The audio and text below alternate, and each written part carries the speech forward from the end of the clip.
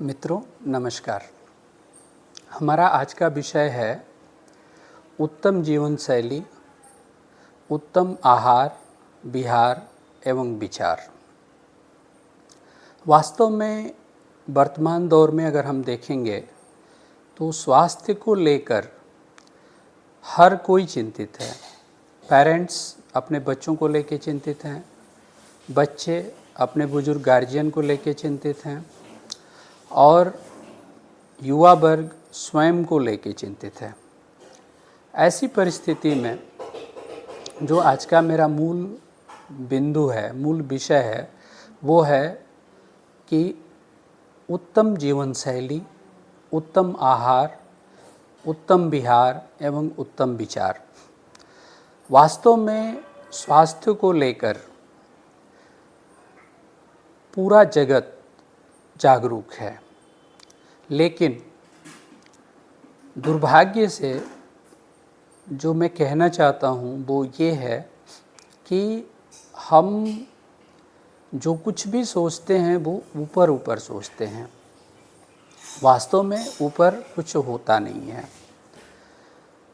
मेरा आशय क्या है, जैसे हम चाहते हैं कि हम स्वस्थ रहें, परंतु हम प्रकृति की दिनचर्या का पालन नहीं करते। हम चाहते हैं कि हम सुखी रहें, परंतु हम वास्तविक जो प्राकृतिक नियम हैं उनका अनुसरण नहीं करते। उत्तम जीवन शैली का तात्पर्य मेरा ये है कि हमें, जैसे हमारे शास्त्रों में विदित है और एक लोकोपचार में एक कहावत है कि early to bed and early to rise makes a man healthy wealthy and wise. यानी कि समय से सोना, समय से उठना एक व्यक्ति को हेल्दी वेल्दी एंड वाइज यानी कि स्वस्थ, सुखी और बुद्धिमान बनाता है। इसका मूल आधार भी यही है। जैसे अगर हम समय से सोएं तो हमारे पाचन की क्रिया, हमारे शरीर की स्वस्थता, ये सारा कुछ बना रहता है। अगर हम सुबह समय से उठ जाते हैं तो ऐसे में हम देखते हैं कि जो हमारी दिनचर्या है और ख़ास करके जो शौच की स्थिति है वह बड़े ही अच्छे से बनी हुई रहती है।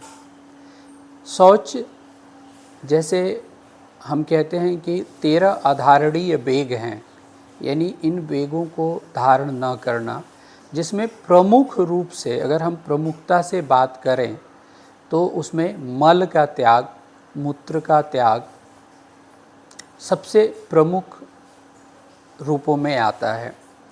ऐसे में यदि आप सुबह समय से यानी ब्रह्म मुहूर्त में 3 से 4 बजे के बीच में अगर आप नहीं उठते हैं तो वैसे में अशौच की स्थिति बनी रहती है। और अगर हम बड़े ही अन्वेषण करें, तमाम सारे विषयों पे अगर हम विचार करें तो हम पाएंगे कि मूल रूप से जो ये अशौच की स्थिति बनती है, जिसके कारण से मलावरोध होता है, कोष्ठबद्धता डेवलप करती है, और ऐसी परिस्थिति में हम ये देखते हैं कि उदर से संबंधित या तमाम प्रकार के रोग के मूल में अशौच यानी कोष्ठबद्धता बैठी हुई है। आजकल देखा जाता है कि पैर दुबले पतले हैं, पतले पतले से हैं, लेकिन उदर पूरा निकला हुआ है। इसका मूल कारण अशौच ही है। मूल कारण मल का त्याग सुचारू रूप से न होना ही है। एक कहावत है, कहते हैं कि हाथ पैर सुर्खी, पेट नंद कोला, यानी कि हाथ और पैर ये एकदम पतले पतले हड्डी हड्डी जैसे दुबले दिख रहे हैं, लेकिन पेट नंदकोला की भांति यानी कि पूरा बड़ा सा टुमकी जैसा निकला हुआ है और आज के डेट में यह एक बहुत बड़ी समस्या है। अब इन समस्याओं का एकमात्र बहुत ही सरल और प्राकृतिक समाधान है, वो ये है कि आप भोजन 8 बजे रात्रि तक अवश्य कर लें। उसके बाद थोड़ा आप टहलें, घूमें, अच्छे से हाथ पैर धो लें और शांत भाव से फिर बिस्तर पे जाएं और समय से सो जाएं। चूँकि रात्रि में जब हम विश्राम की अवस्था में होते हैं तो हमारे जो मूल ऑर्गन हैं, मूल अंग हैं, जैसे सबसे बड़ा जो डिटॉक्स ऑर्गन है वो लीवर है। लीवर ऑटो डिटॉक्सिफिकेशन यानी स्वयं में शोधन का कार्य करता है, लेकिन अगर हम उसे करने देंगे तब तो। यदि हम भोजन ही देर से करते हैं, हम समय से सोते नहीं हैं, हमारे मन में तमाम प्रकार के कुविचार चलते रहते हैं, काम, क्रोध, ईर्ष्या, लोभ, मोह, अहंकार, ये सारी चीज़ निर्बाध गति से चल रहे हैं, तो वो सबसे ज़्यादा डैमेज हमारे लीवर को ही करते हैं। और लीवर हमारा की ऑर्गन है, मूल अंग है, जिसके परिणाम स्वरूप हम तमाम प्रकार के जो लाइफ स्टाइल डिसऑर्डर, आज में हम एक नाम दे रखे हैं लाइफ स्टाइल डिसऑर्डर, तो वो लाइफ स्टाइल डिसऑर्डर हो जा रहे हैं, जिसमें शुगर का होना आम बात है, ब्लड प्रेशर का होना आम बात है, और एलर्जी, रिस्पायरेटरी सिस्टम, श्वसन रोग से संबंधित, श्वसन ऑर्गन से संबंधित रोगों का होना सामान्य बात हो गई है, जिसमें क्षय रोग, दमा, खांसी इत्यादि। अब इन सभी चीज़ों को हम बड़े सहज भाव से और सरल भाव से सिर्फ एक अपनी उत्तम जीवन शैली को अपना करके और इन सब झंझा बातों से हम मुक्ति पा सकते हैं। अब हमारा आज का विषय अगला आता है, वो होता है आहार। वास्तव में आहार कैसा होना चाहिए, आहार को हम कैसे विभेदित करेंगे, कैसे विभक्त करेंगे, आहार क्या है, आहार कैसे है, आहार कैसा होना चाहिए, और उसका आहार का हमारे शरीर, हमारी जीवन शैली, हमारे स्वास्थ्य पे क्या प्रभाव पड़ता है। मित्रों, श्रीमद् भागवत गीता के 17वें अध्याय में भगवान श्री कृष्ण जब अर्जुन को उपदेश दे रहे थे तो उस समय में उन्होंने आहार के बारे में बड़े ही विस्तार पूर्वक वर्णन किया है। आहार मूलतः हम 3 भागों में विभक्त करते हैं, सात्विक आहार, राजसिक आहार और तामसिक आहार। सात्विक आहार वो आहार होता है जो किसी भी भोजन को हम सात्विक रूप से और ताज़ा बनाते हैं, और ताज़ा भोजन बनाने के साथ ही भोजन प्रसाद ग्रहण करने वाले व्यक्ति को हम तुरंत परोसते चले जाते हैं, सर्व करते चले जाते हैं, और वह गरम गरम ताज़ा भोजन को वह व्यक्ति बड़े ही सात्विक भाव से प्रसाद के रूप में ग्रहण कर लेता है। जिस भोजन में मधुरता होती है, जिस भोजन में रसास्वादन होता है, जिस भोजन के करने से आनंद आता है, ऐसे भोजन को हम सात्विक भोजन कहते हैं। दूसरा होता है राजसिक भोजन।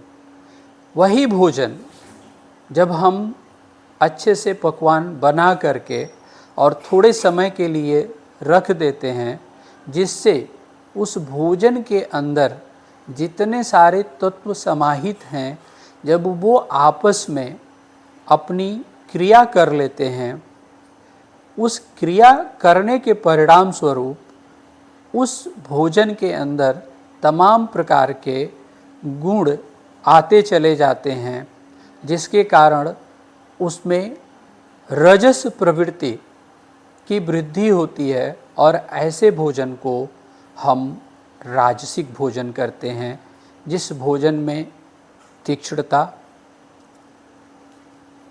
ऊर्जा, स्वाद, पुष्करता, ये सारी चीज़ें पाई जाती हैं। और ऐसा भोजन हमें ऊर्जा प्रदान करने वाला होता है और ये भोजन राजसिक भोजन होता है। तीसरा भोजन, जिसे हम तामसिक भोजन कहते हैं, यदि भोजन बेमन से, अनमने मन से बनाया जाता है और भोजन में उग्र मसालों का ज़्यादा प्रयोग किया जाता है, तेल, घृत आदि पदार्थों का, वसा का ज़्यादा प्रयोग किया जाता है, जिस भोजन में तीक्ष्णता, उष्णता, तिक्तता, ये सारे गुण बहुत प्रचुर मात्रा में हो जाते हैं।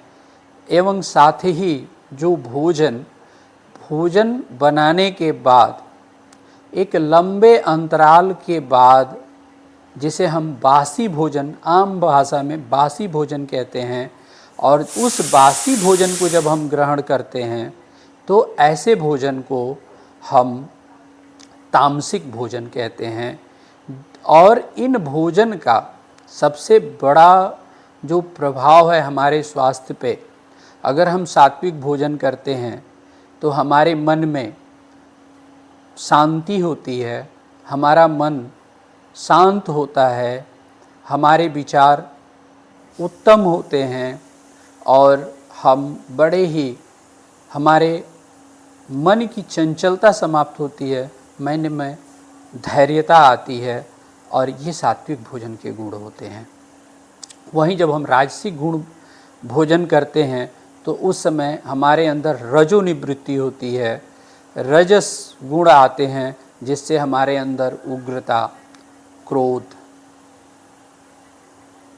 बहुत ज़्यादा चंचलता, ये सारी चीज़ें आने लगती हैं। लेकिन यदि वहीं पे जब हम बार बार तामसिक भोजन का प्रयोग करते हैं, तामसिक भोजन ग्रहण करते हैं, रात्रि में ज़्यादा भोजन करते हैं, तो ऐसे कारणों से हमारी मन में बहुत ज़्यादा उग्रता, अहंकार, तामसिक प्रवृत्ति, मार धाड़, इस तरह की प्रवृत्ति, निकृष्ट विचार, अत्यधिक काम वासना, अत्यधिक क्रोध, अत्यधिक उग्रता और इस प्रकार के तमाम प्रकार के अन्यान्य दुर्गुण उन तामसिक भोजन से आने लगते हैं।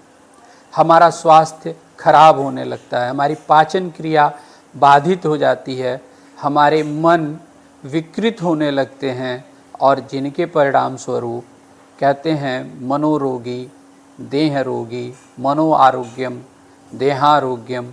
और जब मन ही रोगी हो जाता है तो वह मस्तिष्क को भी रोगी बनाता है।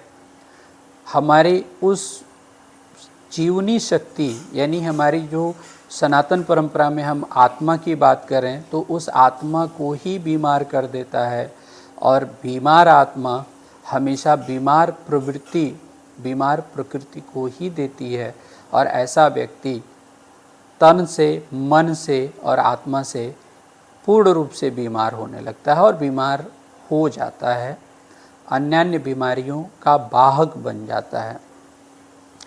अब अगला विषय हमारा है उत्तम विहार। विहार शब्द जो आजकल एक बड़ी परंपरा चल रही है, जैसे हम अन्य जगहों पे एक नया नाम हमने दे रखा है टूरिज्म, यानी टूरिस्ट प्लेसों पे जाना। मित्रों, यहाँ मैं स्पष्ट करना चाहता हूँ और बता भी सकता हूँ, कह भी सकता हूँ कि आपका टूरिज्म भी सात्विक टूरिज्म है, राजसिक टूरिज्म है और तामसिक टूरिज्म है। अगर हम सात्विक टूरिज्म की बात करें तो हम धार्मिक स्थलों, देव स्थलों, पूजा स्थलों का अगर हम प्लान करते हैं तो हमारे मन में शुरू से ही एक बड़ा ही शांत भाव, एक अच्छा भाव ले करके और हम इन धार्मिक स्थलों, धार्मिक प्रयोजक स्थलों पे हम जाते हैं और वहाँ पर हमारा मन बड़ा ही शांत होता है, हमारा चित्त शांत होता है और ऐसी परिस्थिति में हम देखते हैं कि हमारे अंदर एक पॉजिटिविटी भरती चली जाती है, एक पॉजिटिव थॉट, पॉजिटिव ऊर्जा, पॉजिटिव सोच बनी रहती है और जिसके कारण हम देखते हैं कि हमारे अंदर, जैसे कई बार हम देखते हैं कि हम धार्मिक स्थलों से लौट के आते हैं तो लोग कहते हैं कि मन बड़ा शांत है, अंदर से बड़ी ऊर्जा महसूस हो रही है। इसका कारण है क्योंकि आपकी जो विहार रहा है, आपकी जो यात्रा रही है वो यात्रा ही सात्विक यात्रा थी। अब राजसिक यात्रा कौन सी होती है? जैसे आप किसी टूरिस्ट प्लेस की बात करते हैं और वैसे में आप प्रकृति की गोद में जाते हैं, जैसे उत्तराखंड की पहाड़ियों में जाएं, जैसे कश्मीर की वादियों में जाएं, जैसे साउथ के तमाम जो पर्यटक स्थल हैं, सबरीमला की पहाड़ियां हैं, ऐसे ही आप अंडमान निकोबार की बात कर सकते हैं और ऐसे ही अरुणाचल प्रदेश की बात कर सकते हैं। तो हिमालय की गोद में आप जाते हैं, ऋषिकेश, हरिद्वार, तमाम सारे ऐसे। तो वैसे में क्या होता है कि एक राजसिक प्रवृत्ति होती है और ऐसे में आपके अंदर एक अलग तरह की सोच, एक अलग तरह की ऊर्जा आती है और आप प्रकृति द्वारा प्रदत्त उस ऊर्जा को आप अपने अंदर महसूस करते हैं और आपके मन में प्रकृति से संबंधित झील, झरना, पहाड़, तमाम फल, फूलों की वादियाँ, ये सारी चीज़ें आपके मन में आती हैं और ये रजस प्रवृत्ति को बढ़ावा देती हैं। इस प्रकार ये राजसिक गुण आपके अंदर आते हैं। अब हम कहते हैं कि तामसिक विहार। तामसिक विहार में अब जैसे हम अपनी यात्रा बनाते हैं और ऐसे जगहों पे जाते हैं जहाँ पे मौज मस्ती, तमाम प्रकार के अन्य नाम हैं, जहाँ पे हम सिर्फ खाने पीने, मौज करने जाते हैं, तामसिक भोजन ग्रहण करते हैं, मांस का सेवन करते हैं, मदिरा का सेवन करते हैं। ऐसे में हमारे अंदर तामसिक प्रवृत्तियाँ बढ़ने लगती हैं और वो क्रोध को बढ़ाती हैं, वो मनोविकृति को बढ़ाती हैं, काम विकार को बढ़ाती हैं। तो ऐसे विहार को हम तामसिक विहार कहते हैं। अर्थात हमारा विहार कैसा है वह भी हमारे स्वास्थ्य के ऊपर, हम कैसे रहेंगे, हमारा स्वास्थ्य कैसा रहेगा, निश्चित ही प्रभाव डालता है। अब बारी आती है विचार की। विचार एक बहुत बड़ा क्षेत्र है, एक बहुत बड़ा विषय है। विचार के अनुसार आपके ऊपर कितने अच्छे प्रभाव पड़ते हैं यह भी इस बात से निर्भर करता है। जैसे अगर आपके मन सात्विक विचारों से भरे पड़े हैं, आपके अंदर हमेशा सहयोग करने, किसी की मदद करने की भावना प्रबल है, जैसे हम कहते हैं कि पर उपकार सरिस नहीं धामा, परोपकार से बड़ा धर्म न कुछ था, न कुछ है और न कुछ होगा। तो परोपकार का भाव, यानी कि आपके विचार कैसे हैं, यह बहुत ज़्यादा प्रभावित करते हैं आपके स्वास्थ्य को। यानी कि आपके विचार के अनुसार आपके मन में, चूँकि आप जिस तरह के भावनाओं को लाते हैं, जैसे विचार लाते हैं, उस प्रकार के आपकी बॉडी में बायोकेमिकल चेंजेस होते हैं, और जिसके परिणाम स्वरूप उस प्रकार के जो हार्मोन्स हैं, इंडोक्राइन हार्मोन्स हैं, आपकी बॉडी रिलीज़ करने लगती है। और वो जैसे जैसे हार्मोन्स को रिलीज़ करती है, उस तरह के आपके शरीर पे प्रभाव पड़ने लगता है। आपके चेहरे के भाव, आपकी चेहरे की रंगत उसके अनुसार प्रभावित होने लगती है। अगर आपके मन में हमेशा राजसिक विचार रहते हैं, तो वैसे में आप देखेंगे कि अहंकार का भाव, अहम का भाव, प्लस भौतिक संसाधनों के प्रति आकांक्षा, भौतिकता में मन बढ़ता चला जाता है, और वो एक प्रकार से टेंशन क्रिएट करता है। और सबसे ज़्यादा ऐसे लोगों को देखा जाता है, तो ऐसे लोग कॉन्स्टिपेशन यानी मलावरोध के शिकार होते हैं, कोष्ठबद्धता के शिकार होते हैं। ऐसे लोगों का लीवर का फंक्शन गड़बड़ हो जाता है और प्रॉपर तरीके से लीवर काम नहीं करता है। ऐसे लोग बहुत अल्प आयु में ही वृद्ध जैसे दिखने लगते हैं, और चेहरों पे, शरीरों पे झुर्रियाँ आने लगती हैं। ऐसे लोगों को बीपी, शुगर, एलर्जी, अन्य प्रकार की बीमारियां ग्रसित कर लेती हैं, और वो बीमार होते चले जाते हैं और अल्प समय में ही वृद्ध दिखने लगते हैं। और इसकी वजह से इससे जुड़ी तमाम सारी बातें, स्वास्थ्य से संबंधित समस्याएं वो दिखने लगती हैं। अब आता है कि ऐसे लोग जिनका बिल्कुल तामसिक विचार है, ऑल टाइम फ्रॉड, ठगी, कुत्सित विचार, कुत्सित भावनाएं, कुत्सित सोच बनाए रखते हैं, वैमनस्यता का भाव रखते हैं, तो उनके शरीर में भी एक प्रकार से एक उसी के अनुरूप चेंजेस आते हैं, और तमाम प्रकार की डिस्ट्रैक्शन होता है, और जिसके कारण देखा जाता है कि ऐसे लोग बहुत ज़्यादा बीमार रहने लगते हैं, और उनका स्वास्थ्य उनका साथ देना छोड़ देता है।